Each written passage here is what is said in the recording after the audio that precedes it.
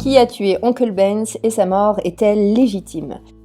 Avant de répondre à cette question fatidique, il faut bien enquêter et mettre tous les éléments à notre disposition à plat, mesdames et messieurs qui allez regarder cette vidéo.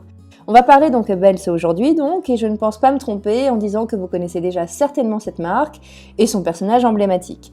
J'imagine même que vous avez déjà vu de nombreux spots publicitaires à la télévision et qu'éventuellement vous avez déjà même acheté et consommé des produits de la marque.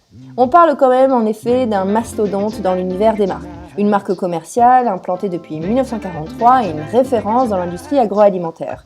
Elle est représentée donc, comme vous le savez, par le portrait d'un Afro-Américain appelé Oncle Ben, mon oncle Ben tout simplement en français. La société a été créée en 1943 aux États-Unis pour représenter un riz long grain étuvé, ce qui était une innovation à l'époque. D'ailleurs, au-delà du riz, la marque Oncle Ben's, avec les années, a élargi sa gamme de produits et propose aussi des sauces et des condiments divers. Tout cela estampillé avec l'image d'un homme souriant et inspirant la confiance qu'est ce fameux Oncle Ben. Mais il s'avère que c'est précisément là où le problème se pose. D'ailleurs, c'est un problème qui s'est imposé à la marque, qui a décidé récemment de supprimer tout bonnement cette effigie de tout son packaging. New this morning, Uncle Ben's is revealing the name change of its rice brand to Ben's Original. Its parent company dropped the logo after it was criticized as a racial stereotype. Ce n'est pas une décision anodine comme vous pouvez l'imaginer, cela fait quand même plus de 80 ans que des générations d'Américains consomment Oncle Ben et il va de soi que cette décision a eu de nombreuses retombées médiatiques. On ne parle pas de n'importe quelle marque, en effet, c'est une marque de référence, solide en ce qui concerne les marques alimentaires, et ça a été la marque la plus vendue aux États-Unis de 1950 à 1990. On parle donc d'une marque qui est restée leader dans son secteur pendant 40 ans. C'est tout à fait énorme d'avoir un tel succès, et surtout pendant autant de temps. De même, c'est aussi une marque implantée en Europe et en France, avec des parts de marché de 30% environ. Ce n'est pas rien là encore. Pour ceux qui y voient une certaine similarité avec le personnage que nous avons déjà traité sur cette chaîne, de Yabon Banania, eh bien oui, on peut bien faire un parallèle avec cette affaire outre-Atlantique. Nous y reviendrons plus tard sur ce point dans la vidéo, ne vous en faites pas. Mais pour répondre à la question qui nous intéresse ici, à savoir si Oncle Ben's a été supprimé pour de bonnes raisons, nous allons reprendre tout depuis le départ. On va donc étudier l'origine et le contexte dans lequel la marque a évolué. Cela nous semble essentiel pour mieux comprendre les tenants et aboutissants du meurtre d'Oncle Ben's, pour ainsi dire. Chapitre 1. Histoire et naissance de la marque d'Oncle Ben's. Il faut savoir que c'est Monsieur E.G. Eusenlaub, un scientifique londonien, qui a inventé techniquement le riz qu'on qualifie d'étuvé. C'est lui qui aurait donc mis au point un procédé qui était censé améliorer la valeur nutritionnelle du riz. Ayant cette idée en tête, qu'il avait d'ailleurs repris des procédés utilisés en Inde, il s'associe avec Gordon Harwell, un courtier résident au Texas qui avait créé un appareil de cuisson spécifique. Le but de cette association, vous l'imaginez bien, était d'utiliser et de modifier l'appareil de cuisson pour pouvoir produire le riz façon Oncle Ben's. Fort de leur idée de l'innovation qu'ils vont apporter au riz, nos deux associés n'ont pas à ce moment les financements nécessaires pour lancer leur entreprise. Très classique, vous allez me dire. Mais en 1983, ils trouvent un certain Forrest E. Mars qui va leur apporter le financement nécessaire. Vous avez peut-être reconnu le nom de famille Mars, eh bien oui, vous ne vous trompez pas, il s'agit bien du fils du fondateur, Frank Mars, donc celui qui a inventé le groupe américain Mars Incorporated. Ils se sont donc associés avec le fils de celui qui avait créé l'une des premières barres chocolatées, commerciales en tous les cas, à savoir Mars, les M&M's, etc. On connaît maintenant donc les fondateurs de la marque Oncle Ben's. Maintenant, il est temps de s'intéresser à Oncle Ben's. Chapitre 2, qui est Oncle Ben's? En fait, la légende raconte qu'Oncle Ben's est un personnage qui a vraiment existé. Certains disent qu'il s'agissait d'un riziculteur vivant et travaillant dans la région de Houston. Il était connu pour produire la meilleure qualité de riz de la région. Le riz donc de Monsieur Oncle Ben's signifiait petit à petit pour tous les agriculteurs et commerçants en riz de la région un riz de très bonne qualité. C'est comme ça que c'est devenu petit à petit la référence dans le milieu.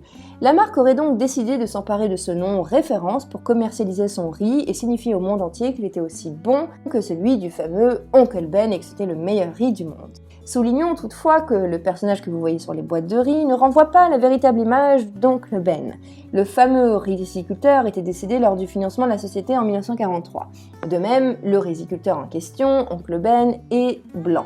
Or, le personnage que vous voyez sur les boîtes de packaging est bel et bien un Afro-Américain. En fait, il faut savoir qu'on dit aussi que cette boîte représente plutôt le portrait de Frank Brown. C'était en fait un Afro-Américain qui était maître d'hôtel d'un restaurant très connu et très chic à Chicago, où Gordon Harwell venait déjeuner très régulièrement. N'oubliez pas que Gordon Harwell, si vous aviez déjà oublié, c'est celui qui est associé de la société et qui a créé l'appareil de cuisson. Il avait en fait décidé de prendre et d'utiliser le portrait du maître d'hôtel car celui-ci était connu et très apprécié par les clients. Gordon Harwell a voulu donc d'une certaine manière lui rendre hommage et en même temps véhiculer l'idée et le symbole d'une personne chaleureuse, accueillante et sympathique comme l'était ce fameux maître d'hôtel. Il faut aussi que je vous dise que dans l'histoire, on dit aussi que Oncle Ben était aussi le nom que les esclaves donnaient aux chefs de leurs gardiens dans les plantations au Sierra Leone. L'histoire et les sources ont leurs limites, comme vous le savez, on ne sait toujours pas aujourd'hui quelle est la meilleure des versions. Cependant, que ce soit validé ou non par l'histoire, il n'empêche que c'est comme ça qu'Oncle Ben's a construit toute son histoire de marque en se basant sur ce personnage afro-américain. Et vous allez voir par la suite que c'est ça qui a posé problème. Donc, on va commencer à parler du fameux problème du mot et de l'expression Oncle Ben.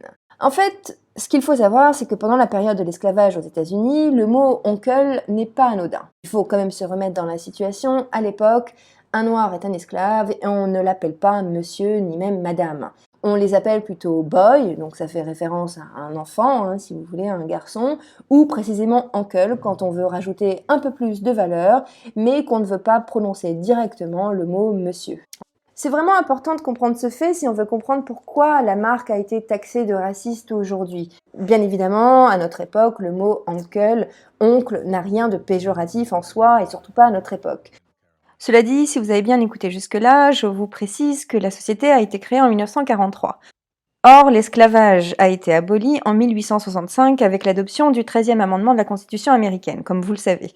Ça veut dire quoi? Ça veut dire que quand même, on est en 1940, l'abolition de l'esclavage est déjà effective depuis pas mal d'années, et là, pour des raisons marketing évidentes, ils choisissent quand même de choisir le mot Oncle Ben plutôt que Mister ou Sir Ben. Mais disons que là, de le faire en 1943, c'est déjà un petit problème en soi.